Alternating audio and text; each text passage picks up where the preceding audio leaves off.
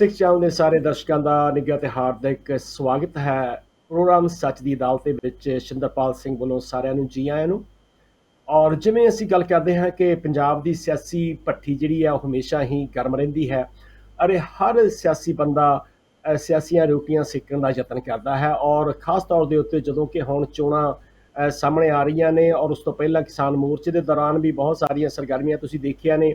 ਔਰ ਕਿਸੇ ਵੀ ਲੀਡਰ ਦਾ ਕੋਈ ਵੀ ਬਿਆਨ ਜੇ ਦੇਖੀਏ ਕਿ ਉਹ ਰਾਜਨੀਤਿਕ ਪਲੇਥਣ ਤੋਂ ਬਿਨਾਂ ਨਹੀਂ ਹੁੰਦਾ ਹੈਗਾ। ਜਿਵੇਂ ਕਿ ਰੋਟੀ ਕਹਿੰਦੇ ਪਲੇਥਣ ਤੋਂ ਬਿਨਾਂ ਨਹੀਂ ਪੱਕਦੀ, ਇਸ ਤਰ੍ਹਾਂ ਵੀ ਕੋਈ ਬਿਆਨ ਹੁੰਦੇ ਨੇ, ਉਹਦੇ ਵਿੱਚ ਸੱਚਾਈ ਜਾਂ ਸਮਾਜਿਕਤਾ ਦੀ ਗੱਲ ਘੱਟ ਹੁੰਦੀ ਹੈ, ਆਪਣੀ ਪਾਰਟੀ ਦੀ ਗੱਲ ਜ਼ਿਆਦਾ ਹੁੰਦੀ ਹੈ, ਦੂਜੀ ਪਾਰਟੀ ਤੇ ਚੱਕਰ ਸਿੱਟਣ ਦਾ ਜ਼ਿਆਦਾ ਯਤਨ ਕੀਤਾ ਜਾਂਦਾ ਹੈ, ਭਾਵੇਂ ਉਹ ਸਰਗਰਮੀਆਂ ਗੁਰੂ ਸਾਹਿਬ ਦੀਆਂ ਬੇਅਦਬੀ ਨੇ ਹੋਣ। ਜਿਵੇਂ ਕਿ ਸਾਰਿਆਂ ਨੂੰ ਪਤਾ ਹੈ ਕਿ ਇਸ ਵੇਲੇ ਪੰਜਾਬ ਦੀ ਧਾਰਮਿਕ ਸਫਾ ਦੇ ਵਿੱਚ ਇੱਕ ਬਹੁਤ ਵੱਡਾ ਤਹਿਲਕਾ ਮਚਿਆ ਹੋਇਆ ਹੈ ਕਿ 6 ਸਾਲ ਹੋ ਗਏ ਨੇ, ਹਲੇ ਵੀ ਗੁਰੂ ਗ੍ਰੰਥ ਸਾਹਿਬ ਦੀਆਂ ਬੇਅਦਬੀਆਂ ਦਾ ਕੋਈ ਵੀ ਸਿੱਟਾ ਜਾਂ ਨਤੀਜਾ ਸਾਹਮਣੇ ਨਹੀਂ ਆ ਰਿਹਾ। ਨਾ ਹੀ ਦੋਸ਼ੀਆਂ ਨੂੰ ਚੰਗੀ ਤਰ੍ਹਾਂ ਉਹਨਾਂ ਨੂੰ ਸਾਹਮਣੇ ਲਿਆਂਦਾ ਗਿਆ ਹੈ, ਕਟਹਿਰੇ 'ਚ ਪੇਸ਼ ਕੀਤਾ ਗਿਆ ਹੈ।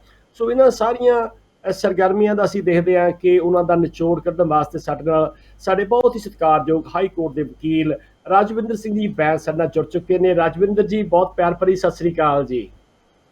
ਸ਼ੁਕਰੀਆ ਜੀ, ਸ਼ੁਕਰੀਆ। ਰਾਜਵਿੰਦਰ ਜੀ, ਤੁਹਾਡਾ ਬੜਾ ਲੰਮਾ ਤਜਰਬਾ ਹੈ। ਤੁਹਾਡੇ ਪਿਤਾ ਜੀ ਜਸਜੀਤ ਸਿੰਘ ਜੀ ਬੈਂਸ, ਉਹਨਾਂ ਨੇ ਵੀ ਜੋ ਮਨੁੱਖੀ ਅਧਿਕਾਰਾਂ ਦੀ ਗੱਲ ਕੀਤੀ ਹੈ, ਤੁਸੀਂ ਬੜੇ ਲੰਮੇ ਸਮੇਂ ਤੋਂ ਜੂਝਦੇ ਆ ਰਹੇ ਹੋ ਜੇ ਕਹਿ ਦਈਏ ਸਿਸਟਮ ਦੇ ਨਾਲ। ਤੁਸੀਂ ਇਹ ਜਿਹੜੀਆਂ ਹਾਲ ਦੀਆਂ ਘਟਨਾਵਾਂ ਨੇ, ਖਾਸ ਤੌਰ ਤੇ ਜਿਹੜੀ ਹਾਈ ਕੋਰਟ ਦੇ ਵੱਲੋਂ ਜਿਹੜੀ ਉਹਨਾਂ ਨੇ SIT ਨੇ, ਸਿੱਟ ਨੇ ਜਿਹੜੀ ਇਨਵੈਸਟੀਗੇਸ਼ਨ ਕੀਤੀ ਸੀ, ਉਹਨੂੰ ਰੱਦ ਕਰ ਦਿੱਤਾ ਗਿਆ ਹੈ। ਤੁਸੀਂ ਇਸ ਦਾ ਕੀ ਪ੍ਰਭਾਵ ਦੇਖਦੇ ਹੋ ਧਾਰਮਿਕ ਸਫਾ ਦੇ ਵਿੱਚ ਔਰ ਰਾਜਨੀਤਿਕ ਸਫਾ ਦੇ ਵਿੱਚ ਵੀ? ਜੀ, ਇਹ ਮੈਨੂੰ ਵੈਸੇ ਕੋਈ ਹੈਰਾਨੀ ਨਹੀਂ ਹੋਈ, ਕਿਉਂਕਿ ਸਾਡੇ ਬਹੁਤ ਸਾਰੇ ਕੇਸ ਕੋਰਟਾਂ ਦੇ ਕਰਕੇ ਡਲੇ ਹੋਏ ਨੇ। ਜੇ ਤੁਸੀਂ ਦੇਖਿਆ ਹੋਵੇ ਕਿ ਜਿਹੜੇ 91, 92, 93, 94 ਜਿਨ੍ਹਾਂ ਕੇਸਾਂ ਨੂੰ ਜਸਵੰਤ ਸਿੰਘ ਖਾਲੜਾ ਨੇ ਬਾਹਰ ਲਿਆਂਦਾ ਸੀ, ਉਹਦੇ ਵਿੱਚ CBI ਨੇ ਚਾਰਜ ਸ਼ੀਟ ਕੀਤਾ ਸੀ। 1999, 97, 98 ਚਾਰਜ ਸ਼ੀਟਾਂ ਫਾਈਲ ਕਰਤੀਆਂ ਸੀ। ਉਹ ਕੋਈ 35 ਕੇਸ ਸੀ। 16 ਸਾਲ ਉਹਨਾਂ ਨੂੰ ਸਟੇ ਕੀਤਾ ਸੁਪਰੀਮ ਕੋਰਟ ਨੇ। ਸੁਪਰੀਮ ਕੋਰਟ ਤੋਂ ਹਾਰਨ ਤੋਂ ਬਾਅਦ ਵੀ ਉਹਨਾਂ ਨੇ ਦੁਬਾਰਾ ਹਾਈ ਕੋਰਟ ਤੋਂ ਸਟੇ ਲੈ ਲਿਆ। ਹਾਈ ਕੋਰਟ ਤੋਂ ਸਟੇ ਲੈਣ ਤੋਂ ਬਾਅਦ ਫਿਰ ਡਿਸਮਿਸ ਹੋਇਆ ਹਾਈ ਕੋਰਟ ਤੋਂ। ਕੁਝ ਕੇਸਾਂ ਚੱਲ ਪਏ, ਕੁਛਾਂ ਵਿੱਚ ਸਜ਼ਾ ਹੋ ਗਈਆਂ, ਬਾਕੀਆਂ ਨੇ ਫਿਰ ਦੁਬਾਰਾ ਤੀਜੀ ਵਾਰ ਸਟੇ ਲੈ ਲਿਆ। ਸੋ ਹਾਈ ਕੋਰਟ ਔਰ ਸੁਪਰੀਮ ਕੋਰਟ ਦਾ ਇਸਤੇਮਾਲ ਕਰਨਾ, ਕੋਈ ਨਾ ਕੋਈ ਟੈਕਨੀਕਲ ਲਕੂਨਾ ਜਾਂ ਛੁੱਟ ਜਾਵੇ ਜਾਂ ਛੱਡ ਦੇਣਾ, ਤੇ ਜਿਹੜੀ ਕੋਰਟਾਂ ਦੀ ਇੱਕ ਜਿਹੜੀ ਕਹਿ ਲਓ ਇਨਕਲੀਨੇਸ਼ਨ ਕੀ ਸਟੇ ਕਰਦੇ ਨੇ ਇਹੋ ਜਿਹੇ ਟਰਾਇਲ ਜਿਹੜੇ ਕਿ ਪੋਲੀਟੀਕਲੀ ਥੋੜੇ ਸੈਂਸਿਟਿਵ ਨੇ, ਤਾਂ ਉਹ ਸਾਰੇ ਕੇਸਾਂ ਵਿੱਚ ਸ਼ੱਕ ਦੇ ਦਾਇਰੇ ਵਿੱਚ ਆ ਜਾਂਦੇ ਨੇ ਕਿ ਸਰਕਾਰ ਕੀ ਕਰ ਰਹੀ ਹੈ, ਵਕੀਲ ਕੀ ਕਰ ਰਹੇ ਨੇ, ਇਨਵੈਸਟੀਗੇਸ਼ਨ ਆਫਿਸਰ ਨੇ ਕਿੰਨੀ ਕੁ ਇਮਾਨਦਾਰੀ ਨਾਲ ਕੀਤਾ। ਤਾਂ ਫਿਰ ਕੋਰਟ ਦੀ ਇਮਾਨਦਾਰੀ ਤੇ ਵੀ ਕਾਫੀ ਵੱਡਾ ਸਵਾਲ ਖੜਾ ਹੋ ਜਾਂਦਾ ਹੈ, ਸਪੈਸ਼ਲੀ ਇਸ ਕੇਸ ਵਿੱਚ। ਜਿਹੜੇ ਪੰਜਾਬ ਦੀ ਜਿਹੜੇ ਪੋਲਿਟਿਕਸ ਹਨ, ਉਹਦੇ ਜਿਹੜੇ ਇਮੋਸ਼ਨਸ ਹੈ, ਹਰ ਪੰਜਾਬੀ ਦੇ ਇਸ ਕੇਸ ਨਾਲ ਜੁੜੀਆਂ ਹੋਈਆਂ, ਕਿਉਂਕਿ ਉਹ ਬਾਰ-ਬਾਰ ਕਹਿੰਦੇ ਨੇ ਗੁਰੂ ਗ੍ਰੰਥ ਸਾਹਿਬ ਨੂੰ ਇਨਸਾਫ ਨਹੀਂ ਮਿਲਿਆ, ਫਿਰ ਆਮ ਪੰਜਾਬੀ ਨੂੰ ਕੀ ਇਨਸਾਫ ਮਿਲੇਗਾ ਇਸ ਸਿਸਟਮ ਤੋਂ, ਜਦੋਂ ਕਿ ਚੀਫ ਮਿਨਿਸਟਰ ਆਪ ਕਹਿੰਦਾ ਕਿ ਮੇਰਾ ਮਕਸਦ ਇਹ ਹੈ ਕਿ ਮੈਂ ਦੋਸ਼ੀਆਂ ਨੂੰ ਸਜ਼ਾ ਦੇ ਕੇ ਹੀ ਜਾਣਾ ਸੀ। ਟਰਮ ਪੂਰੀ ਹੋ ਗਈ, ਸਜ਼ਾ ਤਾਂ ਦੂਰ ਦੀ ਗੱਲ ਹੈ, ਹਲੇ ਕੇਸ ਹੀ ਸ਼ੁਰੂ ਨਹੀਂ ਹੋਇਆ।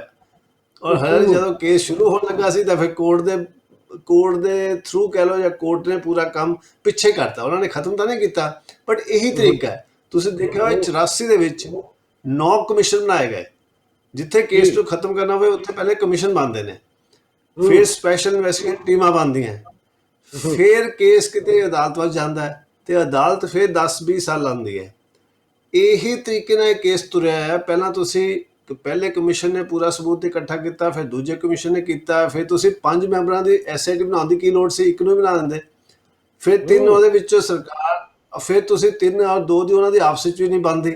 ਤੁਸੀਂ ਇਹੋ ਜਿਹੇ ਅਫਸਰ ਕਿਵੇਂ ਚੂਜ਼ ਕਰ ਲਿਆ ਕਿ ਆਪਸ ਵਿੱਚ ਨਾ ਬਣੇ? ਸਰਕਾਰ ਨੂੰ ਤਾਂ ਪਤਾ ਹੁੰਦਾ ਨਾ। ਤੁਸੀਂ ਜੇ ਇੱਕ ਦਾ ਬਣਾਉਂਦੇ, ਫਿਰ ਜਦ ਤੁਸੀਂ ਜਾਣ ਕੇ ਮਾਹੌਲ ਕ੍ਰੀਏਟ ਕਰ ਲਿਆ, ਫਿਰ ਉੱਥੇ ਕੋਈ ਲਕੂਨਾ ਛੁੱਟ ਗਏ, ਫਿਰ ਉਹਨੂੰ ਇਸਤੇਮਾਲ ਕਰਕੇ ਤੁਸੀਂ ਹਾਈ ਕੋਰਟ ਤੋਂ ਹੁਣ ਕੰਮ ਖਰਾਬ ਹੀ ਕਰ ਲਿਆ ਨਾ।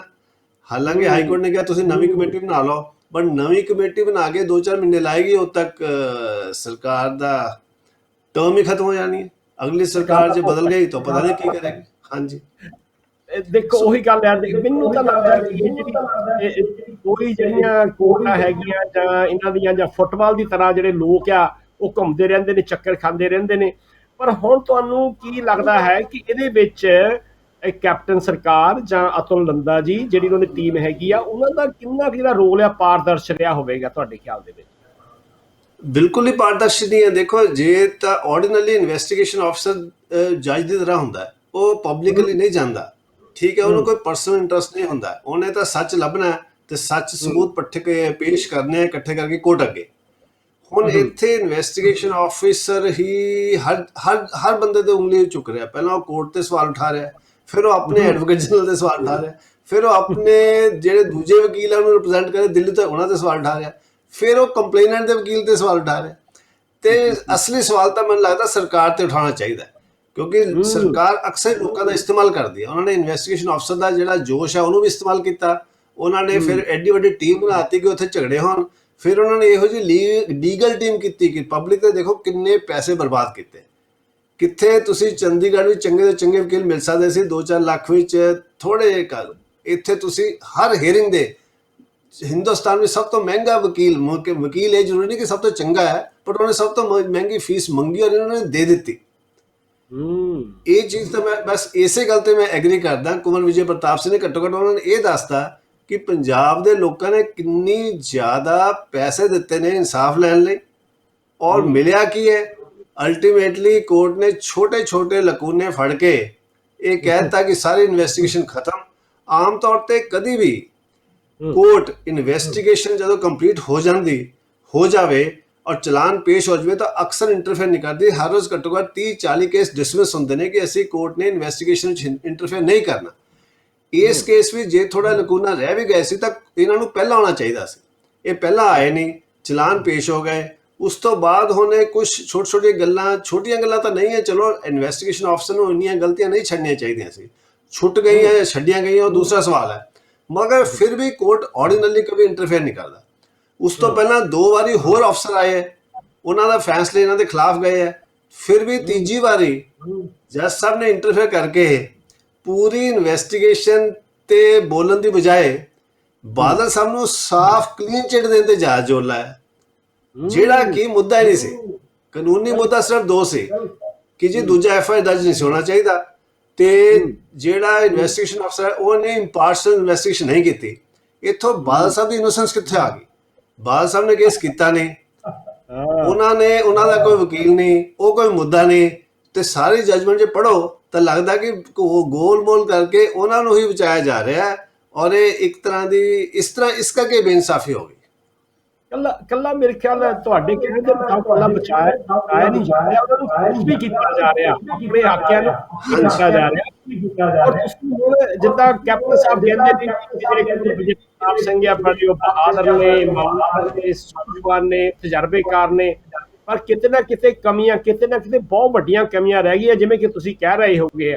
ਤੇ ਹੁਣ ਤੁਹਾਨੂੰ ਕੀ ਲੱਗਦਾ ਹੈਗਾ ਕਿ ਦੇਖੋ ਜੀ 6 ਸਾਲ ਤਾਂ ਅੱਗੇ ਹੀ ਹੋ ਗਏ ਆ, ਔਰ ਦੂਜੀ ਗੱਲ ਪੇ 3 ਸਾਲ ਲੱਗੇ ਆ ਕੁਮਰ ਵਿਜੇ ਪ੍ਰਤਾਪ ਸਿੰਘ ਜੀ ਨੂੰ, 3 ਸਾਲ ਦਾ ਸਮਾਂ ਲੱਗਣਾ ਚਾਹੀਦਾ ਸੀ ਤੁਹਾਡੇ ਖਿਆਲ ਦੇ ਵਿੱਚ? ਬਿਲਕੁਲ ਨਹੀਂ। ਇਨਵੈਸਟੀਗੇਸ਼ਨ ਦਾ ਦੇਖੋ 6 ਮਹੀਨੇ ਬਹੁਤ ਹੁੰਦੇ ਆ। ਜੇ ਤੁਹਾਡੇ ਕੋਲ ਐਡਾ ਵੱਡਾ ਰਿਸੋਰਸਿਸ ਹੋਣ, ਸਰਕਾਰ ਤੁਹਾਡੇ ਨਾਲ ਹੋਵੇ, ਸਾਰੀ ਮਸ਼ੀਨਰੀ ਤੁਹਾਡੇ ਨਾਲ ਹੋਵੇ, ਤੇ 3 ਸਾਲ ਲੱਗ ਜਾਣ।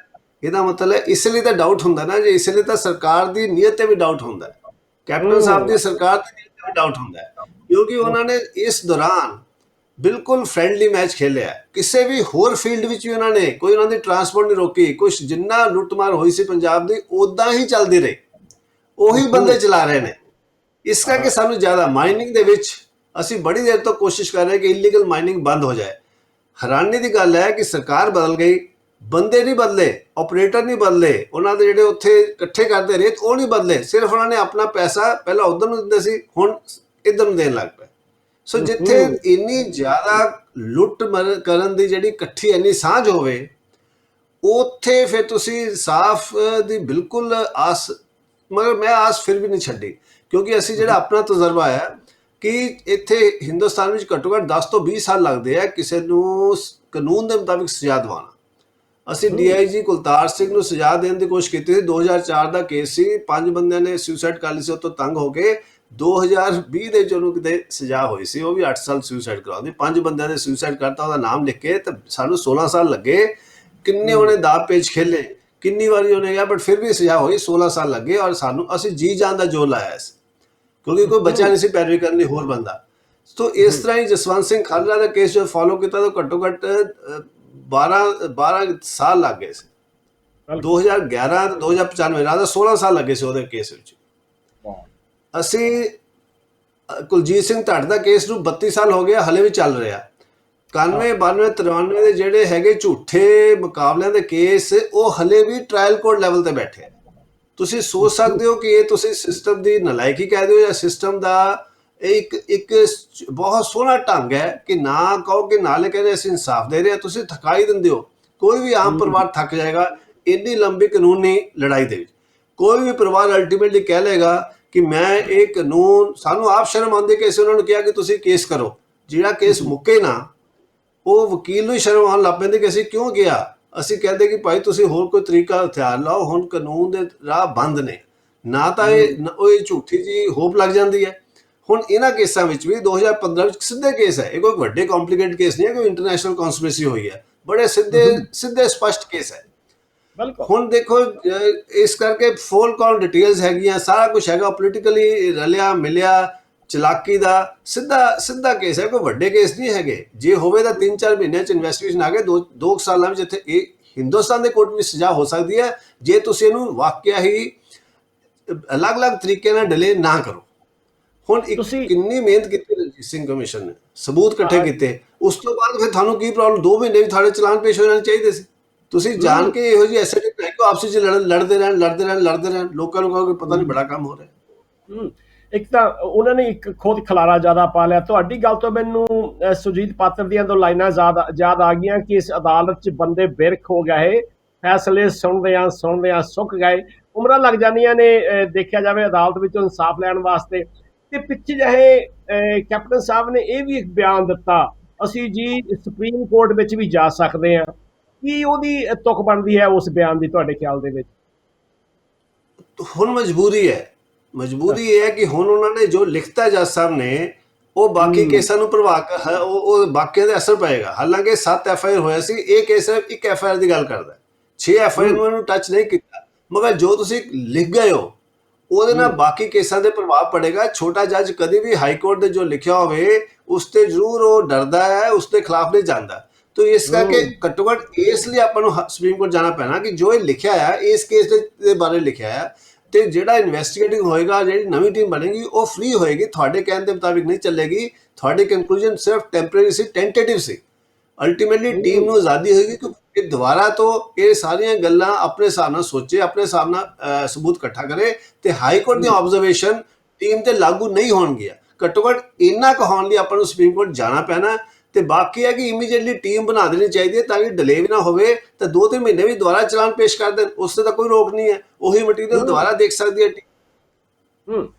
ਮੈਂ ਉਸੇ ਸਵਾਲ ਵੱਲ ਮੈਂ ਆ ਰਿਹਾ ਸੀ ਕਿ ਹੁਣ ਉਹਨਾਂ ਨੇ ਜਿਹੜਾ ਹਾਈ ਕੋਰਟ ਦੇ ਜਿਹੜਾ 90 ਸਫ਼ੇ ਦਾ ਜਿਹੜਾ ਉਹਨਾਂ ਦਾ ਜੱਜਮੈਂਟ ਹੈਗੀ, ਉਹਦੇ ਵਿੱਚ ਲਿਖਿਆ ਉਹਨਾਂ ਨੇ ਕਿ ਇਹ ਸਿੱਟ ਛੇਤੀ ਬਣਾਉਣੀ ਚਾਹੀਦੀ ਆ, ਤਾਂ ਇਹ 6 ਮਹੀਨੇ ਦੇ ਵਿੱਚ ਕੀ ਉਹਨੂੰ ਟਾਈਮ ਬਾਉਂਡ ਕੀਤਾ ਗਿਆ ਕਿ ਜਾਂ ਉਹਨਾਂ ਨੇ ਉਹਨਾਂ ਨੂੰ ਸੁਜੈਸਟ ਕੀਤਾ ਹੈ ਹਾਈ ਕੋਰਟ ਨੇ?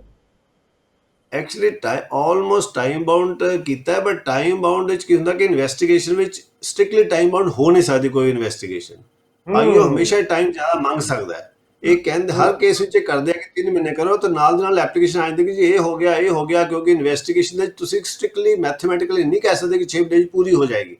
ਤਾਂ ਇਸ ਕਰਕੇ ਉਹ ਐਕਸਟੈਂਸ਼ਨ ਆਫ ਟਾਈਮ ਮੰਗਦੇ ਰਹਿੰਦੇ ਨੇ।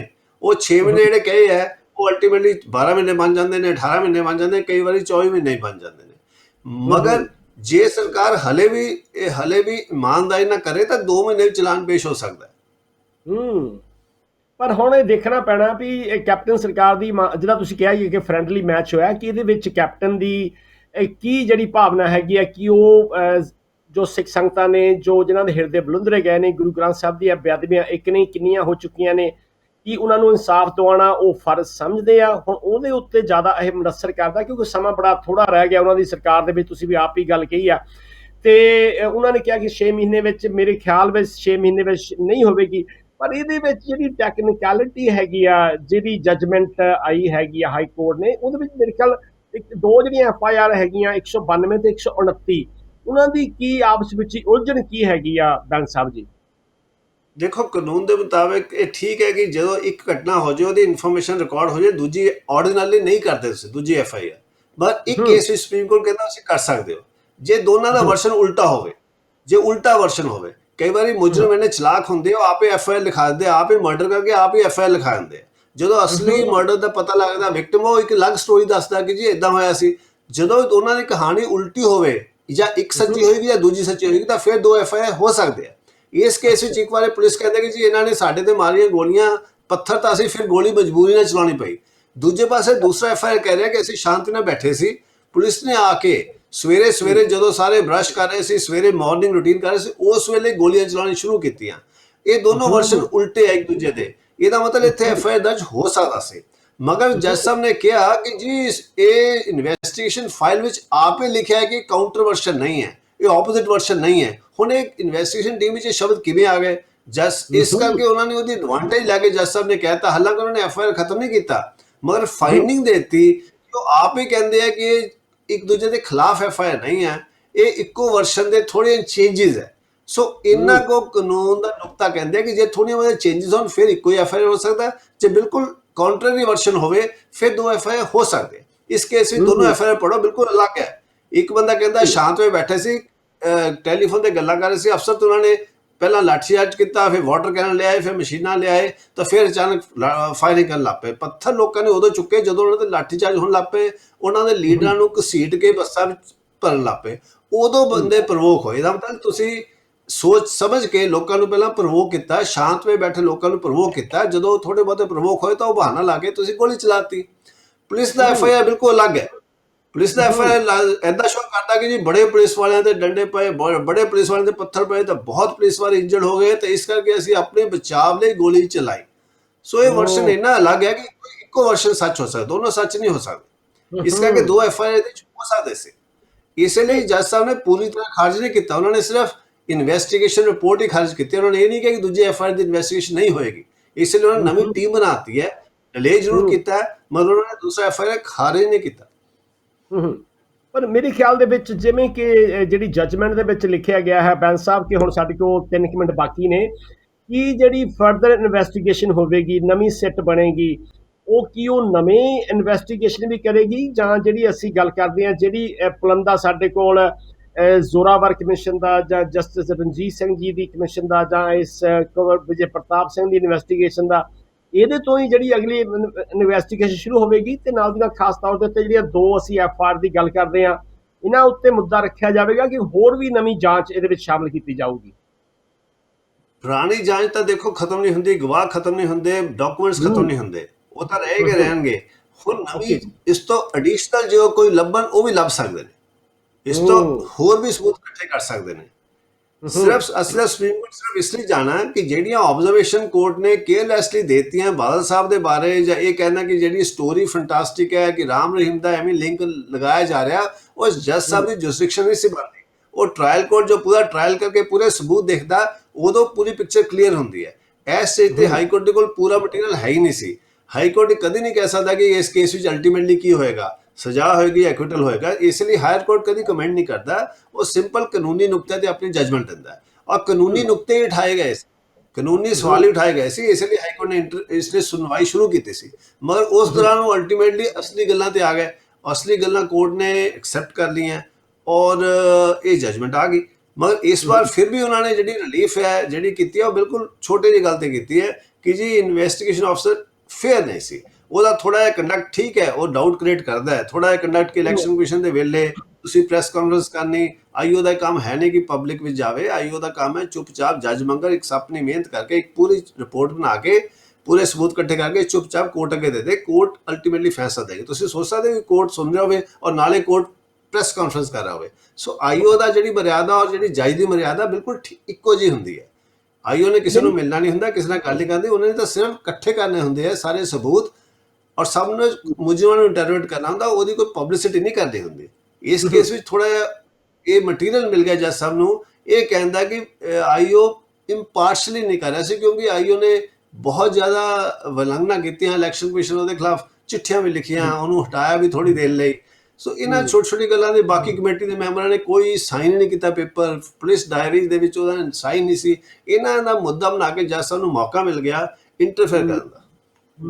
ਤੇ ਨਾਲ ਦੀ ਨਾਲ ਮੇਰੇ ਖਿਆਲ ਬਹੁਤ ਸਾਰੇ ਸਾਡੇ ਦਰਸ਼ਕ ਬੈਂਸ ਸਾਹਿਬ ਇਸ ਗੱਲ ਨਾਲ ਸਹਿਮਤ ਹੋਣਗੇ ਕਿ ਇਨਵੈਸਟੀਗੇਸ਼ਨ ਆਫਿਸਰ ਜੇ ਤੁਸੀਂ ਗੱਲ ਕਰਦੇ ਆ, ਉਹ ਕਈ ਥਾਵਾਂ ਦੇ ਉੱਤੇ ਸਾਨੂੰ ਪ੍ਰੈਸ ਰਿਪੋਰਟਰ ਜ਼ਿਆਦਾ ਲੱਗਦਾ ਸੀ ਤੇ ਆਫਿਸਰ ਘੱਟ ਲੱਗਦਾ ਸੀ ਉਹ, ਤੇ ਇਹਦੇ ਬਾਰੇ ਤੁਹਾਡੇ ਵਿਚਾਰ ਵੱਖਰੇ ਹੋ ਸਕਦੇ ਆ ਮੇਰੇ ਖਿਆਲ ਦੇ ਵਿੱਚ। ਚਲੋ ਇਹ ਬੜੇ ਪਰਸਨਲੀ ਦੇਖੋ, ਇਹ ਬੜਾ ਪਰਸਨਲ ਇਸ਼ੂ ਹੁੰਦਾ ਹੈ, ਆਪਣੀ ਪਰਸਨੈਲਿਟੀ ਦਾ ਨਾਲ ਲਿੰਕਡ ਹੁੰਦਾ ਹੈ। ਉਹ ਮੇਰੇ ਉਹ ਬਣ ਜਾਂਦਾ, ਹੁਣ ਉਹ ਸਾਡਾ ਕਲੀਗ ਬਣ ਗਿਆ, ਹੁਣ ਉਹ ਵਕਾਲਤ ਵਿੱਚ ਆ ਗਏ ਨੇ ਤੇ ਅਸੀਂ ਅਪੋਜ਼ ਕਰਾਂਗੇ ਜਾਂ ਦੋਸਤ ਬਣਾਂਗੇ ਜਾਂ ਦੁਸ਼ਮਣ ਬਣਾਂਗੇ। ਤਾਂ ਇਸ ਕਰਕੇ ਇਸ ਸਟੇਜ ਤੇ ਉਹਨਾਂ ਦੀ ਆਪਣੀ ਪਰਸਨੈਲਿਟੀ, ਹਰ ਬੰਦੇ ਦੀ ਆਪਣੀ ਪਰਸਨੈਲਿਟੀ ਹੁੰਦੀ ਹੈ। ਇਹ ਬੜਾ ਔਖਾ ਡਿਸੀਜਨ ਸੀ ਰਿਜ਼ਾਈਨ ਕਰਨਾ। ਵੈਸੇ ਰਿਜ਼ਾਈਨ ਨਹੀਂ ਕੀਤਾ ਉਹਨਾਂ ਨੇ, ਪ੍ਰੀਮੈਚੁਰ ਰਿਟਾਇਰਮੈਂਟ ਲਈ ਹੈ, ਉਹਦੇ ਨਾਲ ਤੁਹਾਨੂੰ ਸਾਰੇ ਬੈਨੀਫਿਟ। ਇਸ ਕਰਕੇ ਚਲੋ ਦੇਖੋ, ਐਂਬੀਸ਼ੀਅਸ ਹੋਣਾ ਕੋਈ ਕ੍ਰਾਈਮ ਨਹੀਂ ਹੈ, ਤੁਸੀਂ ਪ੍ਰੋਫੈਸ਼ਨ ਬਦਲਣਾ ਵੀ ਕੋਈ ਕ੍ਰਾਈਮ ਨਹੀਂ ਹੈ, ਉਹਨੂੰ ਮੁੱਦਾ ਬਣਾਉਣਾ ਤੁਸੀਂ ਬਣਾ ਸਕਦੇ ਹੋ। ਤੁਹਾਡੇ ਆਫਟਰ ਤੁਸੀਂ ਰੈਜ਼ੋਲੂਸ਼ਨ ਐਕਸੈਪਟ ਕਰਨਾ, ਤੁਸੀਂ ਸਰਟਨਲੀ ਬੋਲ ਵੀ ਸਕਦੇ ਹੋ। ਬਟ ਇਹਨਾਂ ਦਾ ਪ੍ਰੋਬਲਮ ਹੈ ਕਿ ਜਦੋਂ ਸਰਵਿਸ ਦੇ ਵਿੱਚ ਜਦੋਂ ਇਦਾਂ ਦੇ ਸੈਂਸਿਟਿਵ ਕੇਸ ਦੀ ਇਨਵੈਸਟੀਗੇਸ਼ਨ ਕਰ ਰਹੇ ਸੀ, ਉਦੋਂ ਹੀ ਬੋਲਣਾ ਸ਼ੁਰੂ ਕਰਤਾ, ਜਿਹੜਾ ਕਿ ਕੋਰਟ ਨੂੰ ਮਟੀਰੀਅਲ ਮਿਲ ਗਿਆ। ਇੱਕ ਜਿਹੜੀ ਹੋਰ ਬੜੀ ਗੱਲ ਅੱਜ ਕੱਲ੍ਹ ਸੋਸ਼ਲ ਮੀਡੀਆ 'ਤੇ ਤੁਹਾਨੂੰ ਪਤਾ ਕਿ ਕਾਫੀ ਬੜਾ ਤੇਜ਼ੀ ਦੇ ਨਾਲ ਫੈਲਦਾ ਜਾ ਰਿਹਾ ਹੈ, ਉਹਦੇ ਵਿੱਚ ਵੀ ਕਈ ਖਬਰਾਂ ਆਈਆਂ, ਔਰ ਮੈਂ ਕਈ ਵਾਰ ਹੈਰਾਨ ਹੁੰਦਾ, ਜਿਹੜੇ ਪ੍ਰੋਗਰਾਮ ਲਿਖੇ ਹੁੰਦੇ ਆ ਜਾਂ YouTube ਚੈਨਲ ਹੈਗੇ ਆ, ਉਹ ਕਹੀ ਜਾ ਰਿਹਾ ਜੀ ਕਿ ਅਕਾਲੀ ਦਲ ਨੂੰ ਹੁਣ ਦੰਦਲਾਂ ਪੈ ਗਈਆਂ, ਹੁਣ ਉਹ ਪ੍ਰੋਫੈਸ਼ਨ ਵਿੱਚ ਬਦਲ ਲਿਆ, ਉਹਨਾਂ ਨੇ ਵਕੀਲ ਬਣ ਗਿਆ, ਉਹਨਾਂ ਨੂੰ ਖਿੱਚਣਗੇ। ਚਲੋ ਇਹਨਾਂ ਗੱਲਾਂ ਨੂੰ ਇੱਕ ਪਾਸੇ ਰੱਖ ਕੇ ਆਪਾਂ, ਉਹਨਾਂ ਨੇ ਮੇਰੇ ਖਿਆਲ ਇੱਕ ਬੜਾ ਇੱਕ ਹੋਰ ਦਾਅਵਾ ਕੀਤਾ ਕਿ ਜਿਹੜਾ ਅਜੀਤ ਸਿੰਘ, ਜਿਹੜਾ ਕਿ ਬਹੁਤ ਬੁਰੀ ਹਾਲਤ ਵਿੱਚ ਜ਼ਖਮੀ ਹੋ ਗਿਆ ਸੀ ਉਸ ਕੇਸ ਦੇ ਵਿੱਚ, ਉਹਦੇ ਉੱਤੇ ਦਬਾਅ ਪਾਇਆ ਜਾ ਰਿਹਾ ਤੇ ਉਹਨੂੰ SCPC ਦੀ ਕੋਈ ਨੌਕਰੀ ਦੇਣ ਦਾ ਵੀ ਦਾਅਵਾ ਕੀਤਾ ਜਾ ਰਿਹਾ। ਇਹਦੇ ਬਾਰੇ ਤੁਸੀਂ ਕੀ ਕਹਿਣਾ ਚਾਹੁੰਦੇ? ਇਹ ਤਾਂ ਦਬਾਅ ਦੇਖੋ ਹਰ ਕੇਸ ਵਿੱਚ ਪਿਆ। ਜਿੱਥੇ ਵੀ ਤੁਸੀਂ ਕਿਸੇ ਵੱਡੇ ਦੇ ਖਿਲਾਫ ਗਿਆ ਹੈ, ਜਸਵੰਤ ਸਿੰਘ ਖਾਲੜਾ ਕੇਸ ਵਿੱਚ ਹਰ ਇੱਕ ਗਵਾਹ ਤੇ ਵੱਡੇ ਕੇਸ ਪਏ, ਸੀਰੀਅਸ ਕੇਸ ਪਏ, ਰੇਪ ਦੇ ਕੇਸ ਪਏ। ਮੈਂ ਤਾਂ ਕੋਈ ਐਸਾ ਕੇਸ ਨਹੀਂ ਦੇਖਿਆ ਜਿੱਥੇ ਕਿ ਗਵਾਹਾਂ ਦੇ ਉੱਤੇ ਦਬਾਅ ਵੀ ਪਏ, ਲਾਲਚ ਦਿੱਤੇ ਜਾਣ, ਫਿਰ ਡਰਾਉਂਦੇ ਵੀ ਹੈ, ਫਿਰ ਉਹਨਾਂ ਤੇ ਅਲਟੀਮੇਟਲੀ ਕੇਸ ਵੀ ਪਾਉਂਦੇ ਨੇ। ਤੋ ਉੱਥੇ ਇਸ ਕਰਕੇ ਇਹ ਤਾਂ ਪਤਾ ਹੀ ਹੈ ਕਿ ਅਜੀਤ ਸਿੰਘ ਨੂੰ ਸਿਕਿਉਰਿਟੀ ਵੀ ਦੇਣੀ ਪਏਗੀ, ਉਹਨੂੰ ਹੱਲਾਸ਼ੇਰੀ ਵੀ ਦੇਣੀ ਪਏਗੀ, ਉਹਨੂੰ ਬਚਾਉਣਾ ਹੀ ਪਏਗਾ, ਕਿਉਂਕਿ ਫਿਰ ਤਾਂ ਕੇਸ ਹੀ ਕਲੈਪਸ ਹੋ ਜਾਂਦਾ। ਜੇ ਅਜੀਤ ਸਿੰਘ ਵੀ ਮੁੱਕਰ ਜਾਏ ਜਾਂ ਚਲੇ ਜਾਏ ਜਾਂ ਕਵੇ ਕਿ ਮੈਨੂੰ ਪ੍ਰੈਸ਼ਰਾਈਜ਼ ਕਰਕੇ ਮੇਰੇ ਤੋਂ FIR ਲਿਖਾਇਆ ਗਿਆ, ਫਿਰ ਤਾਂ ਫਾਊਂਡੇਸ਼ਨ ਹੀ ਖਤਮ ਹੁੰਦੀ ਹੈ। ਪਰ ਸਾਰੇ ਗਵਾਹਾਂ ਨੂੰ ਪ੍ਰੋਟੈਕਟ ਕਰਨਾ ਪੈਂਦਾ। ਜਿਹੜੇ ਕੇਸ ਵਿੱਚ ਤੁਸੀਂ ਗਵਾਹਾਂ ਨੂੰ ਪ੍ਰੋਟੈਕਟ ਨਹੀਂ ਕਰ ਸਕੇ, ਉਹ ਕੇਸ ਵੈਸੇ ਵੀ ਕਦੇ ਸਿਰੇ ਨਹੀਂ ਚੜ ਸਕਦਾ, ਜਿੰਨੀ ਮਰਜ਼ੀ ਇਮਾਨਦਾਰੀ ਨਾਲ ਇਨਵੈਸਟੀਗੇਸ਼ਨ ਕਰ ਲਓ। ਇੱਕ ਅਖੀਰਲਾ ਨਿੱਕਾ ਜਿਹਾ ਸਵਾਲ ਬੈਂਸ ਸਾਹਿਬ ਜੀ, ਕਿ ਇਹ ਜੋ ਘਟਨਾਵਾਂ ਵਾਪਰੀਆਂ ਨੇ ਔਰ ਇਹਦੇ ਵਿੱਚ ਅਕਾਲੀ ਦਲ ਨੂੰ ਕੀ ਫਾਇਦਾ ਹੋਇਆ, ਐਜ਼ ਏ ਬਾਦਲ ਪਰਿਵਾਰ ਨੂੰ ਕੀ ਫਾਇਦਾ ਹੋਇਆ, ਤੇ ਕੈਪਟਨ ਨੂੰ ਜਾਂ ਕਾਂਗਰਸ ਸਰਕਾਰ ਨੂੰ ਕੀ ਇਹਦਾ ਨੁਕਸਾਨ ਹੋਵੇਗਾ ਆਉਣ ਵਾਲੀਆਂ ਚੋਣਾਂ ਦੇ ਵਿੱਚ? ਇਹਦੇ ਬਾਰੇ ਤੁਹਾਡੇ ਕੀ ਵਿਚਾਰ ਹੈ? ਦੇਖੋ, ਜਿਹੜਾ ਥੋੜਾ ਬਹੁਤਾ ਸ਼ੱਕ ਸੀ ਜਾਂ ਥੋੜਾ ਬਹੁਤਾ ਸਭ ਨੂੰ ਯਕੀਨ ਸੀ ਕਿ ਕੈਪਟਨ ਸਰਕਾਰ ਇਮਾਨਦਾਰੀ ਨਾਲ ਇਹਨਾਂ ਕੇਸਾਂ ਦੀ ਇਨਵੈਸਟੀਗੇਸ਼ਨ ਕਰਾ ਰਹੀ ਹੈ, ਇਮਾਨਦਾਰ ਅਫਸਰ ਤੋਂ ਕਰਾ ਰਹੀ ਹੈ, ਔਰ ਚਾਹੁੰਦੀ ਹੈ ਕਿ ਦਿਲੋਂ ਚਾਹੁੰਦੀ ਹੈ, ਅਦਾਲਤਾਂ ਚਾਹੇ ਨਹੀਂ ਉਹਨੂੰ ਹੋਣ ਦਿੰਦੀਆਂ ਤੇਜ਼, ਔਰ ਚਾਹੁੰਦੇ ਕਿ ਇਹਨਾਂ ਨੂੰ ਸਜ਼ਾ ਮਿਲੇ। ਉਹ ਜਿਹੜਾ ਸਾਡਾ ਸੀ ਧਾਰਨਾ, ਉਹ ਟੁੱਟ ਗਈ, ਕਿਉਂਕਿ ਇਸ ਚੀਜ਼ ਵਿੱਚ ਕਾਫੀ ਸਪਸ਼ਟ ਹੋ ਗਿਆ ਹੈ ਕਿ ਜਿਹੜੀਆਂ ਗਲਤੀਆਂ ਨਾਲ ਇਹ ਹੋਇਆ ਉਹਦੇ ਵਿੱਚ ਸਰਕਾਰ ਦਾ ਹੱਥ ਹੈਗਾ। ਕਿਉਂਕਿ ਅਲਟੀਮੇਟਲੀ ਇਨਵੈਸਟੀਗੇਸ਼ਨ ਅਫਸਰ ਵੀ ਇੰਨਾ ਖਫਾ ਨਹੀਂ ਹੋ ਸਕਦਾ ਸੀ, ਇੰਨੇ ਇਲਜ਼ਾਮ ਨਹੀਂ ਲਾ ਸਕਦਾ ਜਿਹਦੇ ਵਿੱਚ ਕੋਈ ਸੱਚ ਨਾ ਹੋਵੇ। ਥੋੜੇ ਬਹੁਤ ਤਾਂ ਹੋਣੇ ਆ, ਥੋੜਾ ਬਹੁਤ ਤਾਂ ਉਹਨਾਂ ਨੂੰ ਤੰਗ ਕੀਤਾ ਹੋਣਾ, ਥੋੜਾ ਬਹੁਤ ਤਾਂ ਲਾਇਰਸ ਨੇ ਜੋ ਵੀ ਹੈ ਕਿ ਪਤਾ ਨਹੀਂ। ਇਹ ਹੁਣ ਸਰਕਾਰ ਦੀ ਜਿਹੜਾ ਹੁੰਦਾ ਨਾ, ਆਪਾਂ ਕਿਹਨੂੰ ਕਹਿੰਦੇ ਆ ਪੋਲੀਟੀਸ਼ੀਅਨ, ਉਹ ਇੱਕ ਹੱਥ ਨਾਲ ਤਾਂ ਕਹੀ ਜਾਂਦਾ ਕਿ ਚਲੋ ਇਨਵੈਸਟੀਗੇਸ਼ਨ ਕਰ, ਦੂਜੇ ਹੱਥ ਨਾਲ ਕਹੀ ਜਾਂਦਾ ਕਿ ਨਹੀਂ ਆਪਾਂ ਇਹਨੂੰ ਮਾਰ ਥੱਲੇ ਰੱਖਣਾ, ਹੌਲੀ ਹੌਲੀ ਚੱਲੋ। ਇਹ ਦੋਨੋਂ ਹੱਥਾਂ ਨਾਲ ਇਦਾਂ ਦੇ ਕੰਮ ਇਹ ਆਮ ਹੀ ਕਰਦੇ ਆ ਪੰਜਾਬ ਵਿੱਚ। ਜਿਹੜੇ ਆਪਣੇ ਰਾਜਨੇਤਾ ਹੈ, ਚਾਹੇ ਬਾਦਲ ਸਾਹਿਬ ਸੀ, ਚਾਹੇ ਮਤਲਬ ਹਾਲੇ ਤਕਰੀਬਨ ਸਾਰੇ ਹੀ ਮਿਨਿਸਟਰ ਤੇ ਚੀਫ ਮਿਨਿਸਟਰ ਇਹੀ ਗੇਮ ਖੇਲਦੇ ਨੇ। ਇਹਨੂੰ ਕਹਿੰਦੇ, ਇਹਨੂੰ ਰਾਜ ਦਾ ਕਹਿੰਦੇ, ਰਾਜਨੀਤੀ ਇਹਨੂੰ ਹੀ ਕਹਿੰਦੇ ਨੇ। ਝੂਠ ਬੋਲ ਕੇ, ਲੋਕਾਂ ਨਾਲ ਝੂਠਾ ਪ੍ਰੋਮਿਸ ਕਰਕੇ, ਕਰਨਾ ਕੁਝ ਨਹੀਂ, ਰੌਲਾ ਹੀ ਪਾਉਣਾ ਇੱਕ ਤਰੀਕੇ ਨਾਲ ਕਿ ਇਲੈਕਸ਼ਨਾਂ ਵੇਲੇ 6 ਮਹੀਨੇ ਤੱਕ ਲੋਕੀ ਮੇਰੇ ਤੇ ਯਕੀਨ ਕਰ ਲੈਣ ਕਿ ਅਗਲੀ ਸਰਕਾਰ, ਕੈਪਟਨ ਦੀ ਸਰਕਾਰ ਤਾਂ ਗੱਲ ਮੁੱਕੀ, 4.5 ਸਾਲ ਫਿਰ ਆਪਾਂ ਆਪਣੀ ਐਸ਼ੋ ਆਰਾਮ ਹੀ ਕਰਨੀ। ਬਹੁਤ ਬਹੁਤ ਧੰਨਵਾਦ ਜੀ। ਔਰ ਜਿਵੇਂ ਕਿ ਦਰਸ਼ਕਾਂ ਨੂੰ ਪਤਾ ਹੈ, ਸਾਡੇ ਕਾਨੂੰਨ ਨੂੰ ਪਤਾ ਹੈ, ਸਾਡੇ ਪ੍ਰਸ਼ਾਸਨ ਨੂੰ ਪਤਾ ਹੈ, ਪੁਲਿਸ ਡਿਪਾਰਟਮੈਂਟ ਨੂੰ ਪਤਾ ਹੈ, ਨਿਆਂਪਾਲਕਾਂ ਨੂੰ ਪਤਾ ਹੈ ਕਿ ਹਮਾਮ ਦੇ ਵਿੱਚ ਸਾਰੇ ਨੰਗੇ ਹੈਗੇ ਆ। ਪਰ ਜਿਵੇਂ ਕਿ ਕਹਾਵਤ ਹੈਗੀ ਆ ਕਿ ਗੁੱਝੀ ਰਿੱਧੀ ਕੋਈ ਨਾ ਬੁੱਝੇ, ਉਹ ਜਿਹੜਾ ਅੰਦਰਲਾ ਭੇਦ ਉਹਨੂੰ ਬਣਾ ਕੇ ਰੱਖਦੇ ਆ, ਤੇ ਆਉਣ ਵਾਲੇ ਸਮੇਂ ਵਿੱਚ ਦੇਖਦੇ ਆ ਕਿ ਅਕਾਲੀਆਂ ਨੂੰ ਕੀ ਫਰਕ ਪੈਂਦਾ ਹੈ ਜਾਂ ਕੈਪਟਨ ਨੂੰ ਕੀ ਨੁਕਸਾਨ ਹੁੰਦਾ ਹੈ। ਆਉਣ ਵਾਲਾ ਸਮਾਂ ਦੱਸੇਗਾ। ਰਜਿੰਦਰ ਸਿੰਘ ਬੈਂਸ ਜੀ, ਤੁਹਾਡਾ ਬਹੁਤ ਬਹੁਤ ਧੰਨਵਾਦ। ਤੁਸੀਂ ਜਿਹੜੀਆਂ ਭੇਦ ਦੀਆਂ ਗੱਲਾਂ, ਪਰਦੇ ਦੀਆਂ ਗੱਲਾਂ ਸਾਡੇ ਨਾਲ ਸਾਂਝੀਆਂ ਕਰਦੇ ਆ, ਔਰ ਤੁਹਾਡਾ ਬਹੁਤ ਧੰਨਵਾਦ ਕਰਦੇ ਆ ਜੋ ਤੁਸੀਂ ਪੰਜਾਬ ਦੇ ਮਜ਼ਲੂਮ ਲੋਕਾਂ ਨੂੰ, ਲਤਾੜੇ ਲੋਕਾਂ ਨੂੰ ਇਨਸਾਫ ਦਿਵਾਉਣ ਦੇ ਵਿੱਚ ਪਿਛਲੇ ਪੂਰੀ ਜ਼ਿੰਦਗੀ ਲਾ ਰਹੇ ਆਪਣੀ। ਮੈਂ ਤੁਹਾਡਾ ਬਹੁਤ ਧੰਨਵਾਦ ਕਰਦਾ, ਮੇਰੇ ਖਿਆਲ ਸਾਡੇ ਸਾਰੇ ਦਰਸ਼ਕ ਤੁਹਾਡਾ ਬਹੁਤ ਤਹਿ ਦਿਲ ਤੋਂ ਧੰਨਵਾਦੀ ਨੇ। ਤੋ ਅੱਜ ਦੇ ਇਸ ਸਮੇਂ ਲਈ ਤੁਹਾਡਾ ਬਹੁਤ ਬਹੁਤ ਧੰਨਵਾਦ। ਤੇ ਫਿਰ ਸਮਾਂ ਮਿਲਿਆ ਤੁਹਾਨੂੰ ਅਸੀਂ ਫਿਰ ਆਪਣੇ ਪ੍ਰੋਗਰਾਮ ਵਿੱਚ ਸ਼ਾਮਲ ਕਰਾਂਗੇ। ਤੇ ਜਦ ਤੱਕ ਲਈ ਬਹੁਤ ਪਿਆਰ ਭਰੀ ਸਤਿ ਸ੍ਰੀ ਅਕਾਲ ਜੀ, ਬਹੁਤ ਬਹੁਤ ਧੰਨਵਾਦ ਜੀ। शुक्रिया शुक्रिया। ਧੰਨਵਾਦ ਜੀ।